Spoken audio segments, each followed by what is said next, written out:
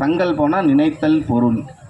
நம்ம என்ன நினைக்கிறோமோ அது அதே ஆகட்டும் அப்படின்னு இருக்கும். அதே மாதிரி இந்த கலியுகத்தில் ததாஸ்து அப்படின்னு ஒரு தேவதை சுற்றிகிட்டே இருப்பாளாம்.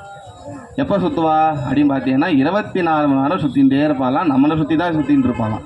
அவளோட வேலை என்னென்னா ததாஸ்து ததாஸ்து சொல்லிகிட்டே இருக்கிற வேலை தானா. ஏன் அதை சொல்கிறா அப்படின்னு பார்த்தீங்கன்னா ததாஸ்துன்னா அப்படியே ஆகட்டும் அப்படின்னு அர்த்தம்.